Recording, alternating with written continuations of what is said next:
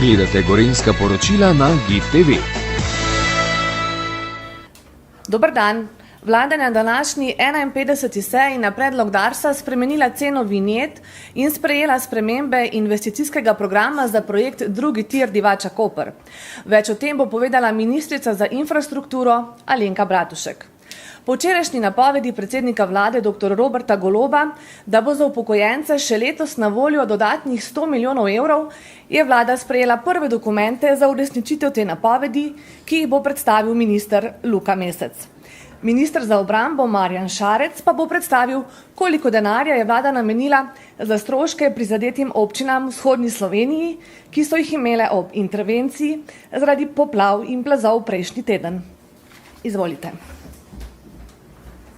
Hvala lepa, lepo pozdravljeni predstavniki medijev.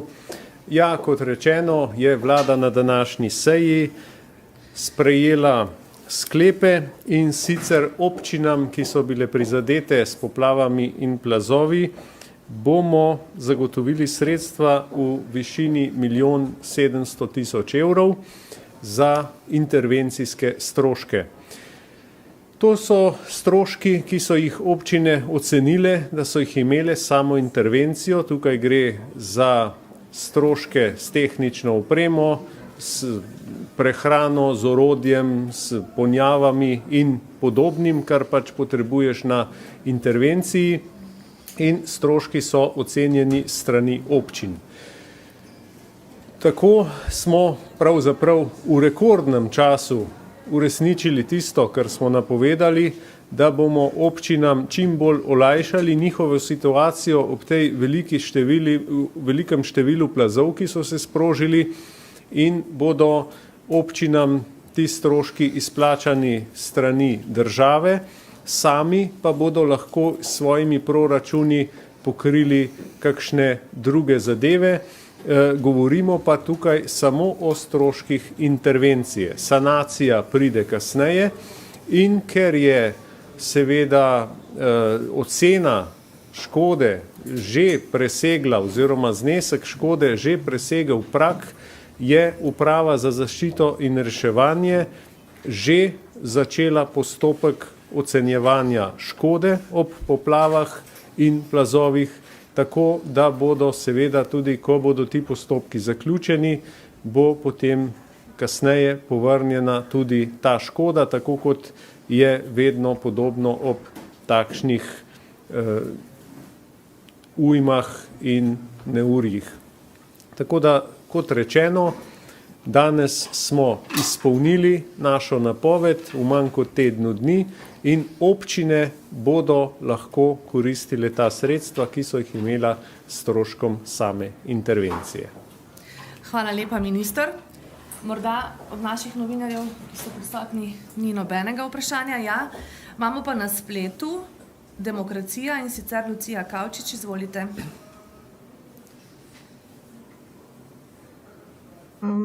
Pomoči države po lanskih poplavah septembra 2022. Kdaj lahko v Osilnici in Kostelu pričakuje državno pomoč zaradi teh ujem in zakaj se čaka tako dolgo? Kot sem rekel, mi tukaj danes govorimo o intervencijskih stroških in tudi, kar je bilo v zvezi s samo intervencijo v Osilnici, smo svoj del naloge opravili. Kar se pa tiče ocenjevanja škode in izplačevanja stroškov naknadno v zvezi s sanacijo, so pa postopki nekoliko daljši in Ministrstvo za obrambo oziroma Uprava za zaščito in reševanje izvedeta ocenjevanje škode, potem za odpravo teh posledic pa so pristojni drugi resorji. Še kakšno podvprašanje, gospa Kavčič?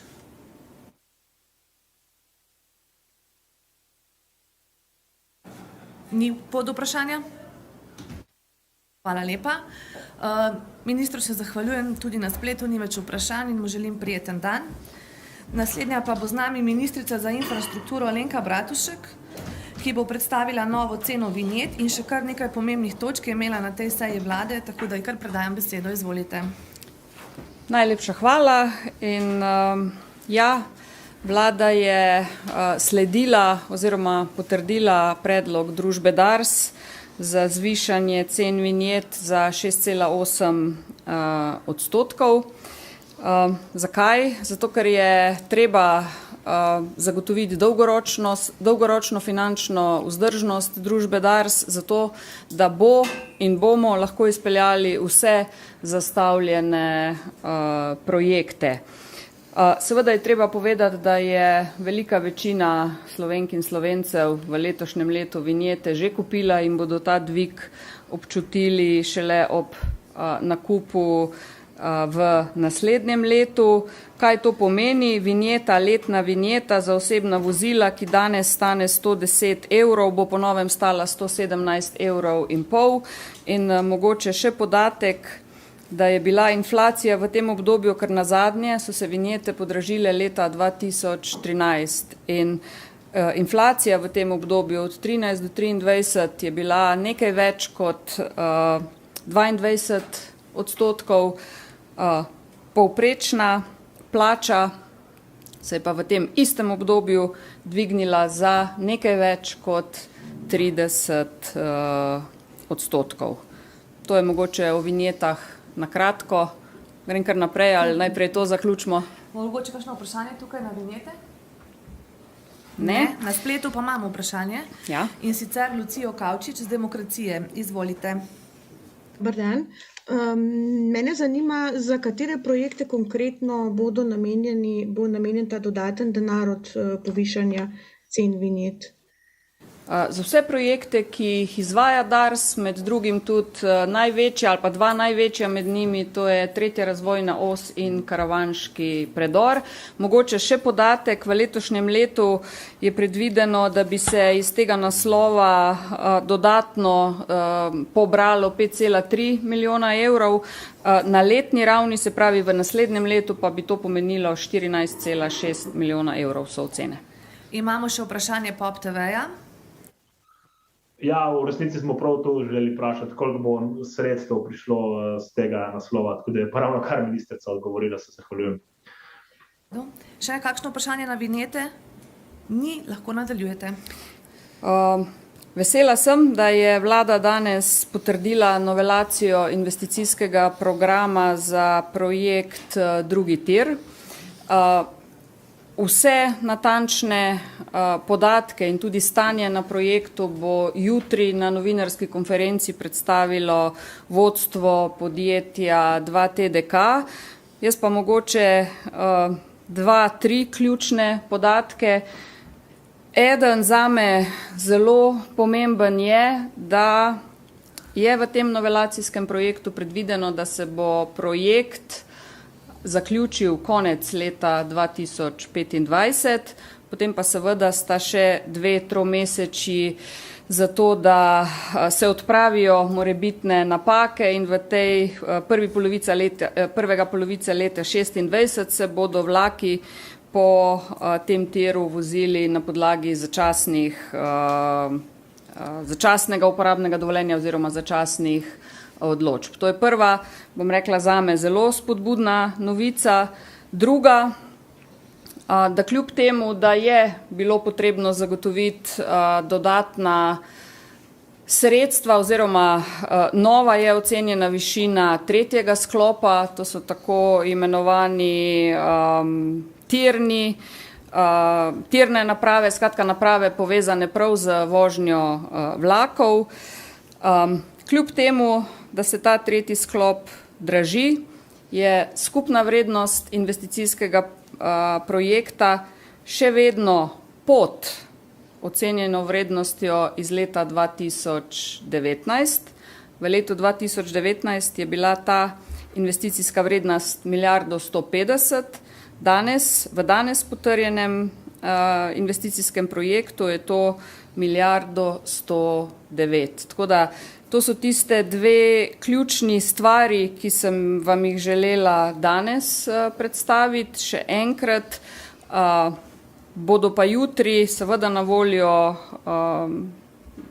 gospodje iz 2TDK za vse podrobnosti in za vsa najbolj podrobna vprašanja, v kakšni fazi je danes projekt, kaj vse bo treba narediti, da to časovnico oziroma terminski plan konec leta 2025 ulovimo.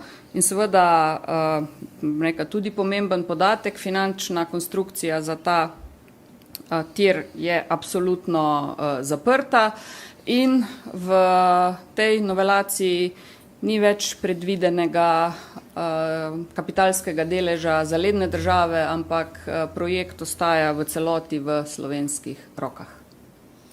Hvala lepa. Kakšno vprašanje na to? Pri nas ne. Na spletu kakšno vprašanje? Ne, tudi ne, ministrica. Odlično. Najlepša hvala in lep dan. Tudi vam. Nasvidenje. In naslednji bo minister Luka Mesec. Vlada je namreč sprejela prve dokumente, s katerimi bo lahko zagotovila dodatnih 100 milijonov evrov za upokojence, in te prve dokumente bo predstavil resorni minister, ki ga čakamo, da pride. Minister, dober dan. Dober dan. Izvolite. Dober dan. Zdaj ob prvi obletnici vlade seveda želim najprej sporočiti, da je skrb za upokojence ena od središčnih točk našega programa. Pripravili bomo prenovo pokojninskega sistema v naslednjem letu in pol. Včeraj, ko smo odprli dneve medgeneracijskega sožitja, pa je predsednik vlade, to smo se predtem dogovorili pač jaz kot resorni minister, minister za finance in on, o tem, kakšne ukrepe bomo za upokojence sprejeli v letošnjem letu. In sicer smo se odločili, da bomo 100 milijonov evrov, to je denar, ki ga iz proračuna letos lahko zagotovimo, namenili za to, da naslovimo najbolj ogrožene skupine upokojencev. Prva skupina so invalidi. Invalidi oziroma invalidsko upokojeni so najbolj socialno ogrožena skupina pri nas, kar 37% jih živi pod pragom tveganja revščine. Zato je prvi ukrep namenjen njim. In ta ukrep pomeni, da bodo tisti invalidi, ki so delali krajši delovni čas, po 1.1.2024 obravnavani kot da so delali polni delovni čas, zato da se jim poveča osnova za odmero dohodnine in s tem njihova pokojnina. Druga skupina, ki jo naslavljamo, so vdove in vdovci. Spet, če pogledamo vdovska upokojenska gospodinjstva, bomo videli, da kar vsako četrto živi pod pragom tveganja revščine. Zato vsem upokojencem, kjer sta dva prejemala pokojnino, pa je eden preminil, zagotavljamo, da bo preostali član gospodinjstva prejel vsaj minimalno zajamčeno pokojnino, ki bo po novem 700 evrov mesečno. To je tretji ukrep, je dvig vseh pokojnin za 1,8% s 1. novembrom letošnjega leta, kar pomeni, da bo zajamčena pokojnina znašala toliko, kot smo obljubili v koalicijski pogodbi, torej 700 evrov na mesec. In pa zadnji ukrep pa je, da bodo upokojenci, zdaj v juniji bodo prejeli letni dodatek, ki znaša med 145 in 455 evri, odvisno od višine pokojnine. Letos bodo prejeli še zimski letni dodatek, ki pa bo znašal 40% omenjenega zneska. To je pa izredni ukrep, ki smo ga sprejeli v vladi. Skratka, 4 ukrepi jih naslavljamo, dvig vseh pokojnin za 1,8% in s tem se tudi zajamčena pokojnina dviguje na 700 evrov mesečno, dvig vdovskih pokojnin na nivo vsaj zajamčene pokojnine, dvig osnove za odmero invalidskih pokojnin in pa letošnji zimski letni dodatek. To je v bistvu to, kar želim sporočiti v imenu vlade. Smo pa danes ob sprejemu tega sklepa odločili tudi, da letos ne bo izrednega dviga pokojnin, ki so ga na skupščini SPIZ-a zahtevali sindikati, upokojenci in del drugih predstavnikov. Veliko nejasnosti je bilo, minister, da za januar pa to ne bo veljalo. Ta zajamčena pokojnina, bi še lahko prosim to pojasnili, kaj ste danes sprejeli v tem zvezi?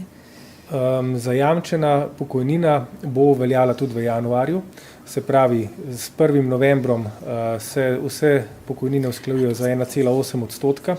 Problem pa je, da bi ta ukrep veljal samo za november in december, potem pa lahko januarja pač bi spet zdrsnili na zdajšnjo raven, ker letna uskladitev pride šele februarja. Danes smo seveda pač sprejeli sklep, da se to ne bo zgodilo in da bodo vsi, ki bodo prejeli dvig s 1. novembrom, tega obdržali tudi v januarju. Hvala. Tukaj imamo še vprašanje, da mi pišejo. Kako odgovarjate na pozive k uskladitvi pokojnin za 3,5 in ne le 1,8% in kdaj bodo spremembe ZPIZ-a na vladi? Ja, ta uskladitev pokojnin bi bila po mojem mnenju bistveno manj pravična kot to, kar smo sprejeli, ker to pomeni, da bi vsak pač prejel 3,5% višjo pokojnino, pol si lahko zračunate, koliko bi prejel nekdo, ki ima pokojnino 700 evrov na mesec, pa koliko bi prejel nekdo, ki ima pokojnino 2100 evrov na mesec. Tisti z 2100 evri bi prejel 3-krat višji dvig kot tisti na 700 evrih. Problem pa imamo, da upokojence pesti draginja.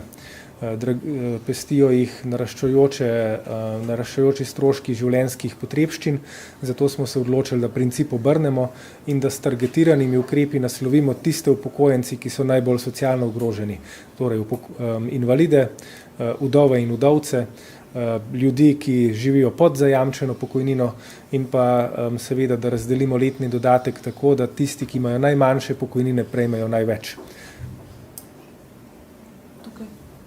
Okay. Aha, še za asistenco. Lahko še, to je glede stranke, ne? Lahko še Asta noter pride. Sam čakajte, nismo še končali s tem, sam trenutek. Ja. Pop TV, pa Lucija Kavčič je bila najprej. Lucija Kavčič, Demokracija, izvolite. Dober dan. Mene bi pa še enkrat zanimalo pač odgovor na vprašanje, kako da se niste odločili za predlog ZPIZ-a za izredno uskladitev pokojnin 3,5% že takoj zdaj in da gre potem to na 1,8% izredno uskladitev šele od novembra naprej. Ja, kot rečeno, finančni okvir je 100 milijonov evrov. To si lahko država letos privošči. Odločili pa smo se, da ne bomo šli v dvig pokojnin v odstotkih, ker bi to pomenilo, da nekdo z 2100 evri pokojnine prejme 3-krat večjo povišico kot nekdo s 700 evri pokojnine. Lahko zračunate, koliko je pač 3,5% od 700 ali pa 2100. Glede na to, da imamo krizo draginje, se pravi, da se dvigujejo stroški prehrane in osnovnih življenjskih potrebščin, ta kriza prizadane najbolj tiste z najmanjšimi dohodki. Najbolj prizadeta so tista gospodinjstva, ki imajo najmanjše prihodke. Ta največji delež svojih prihodkov recimo porabijo za hrano.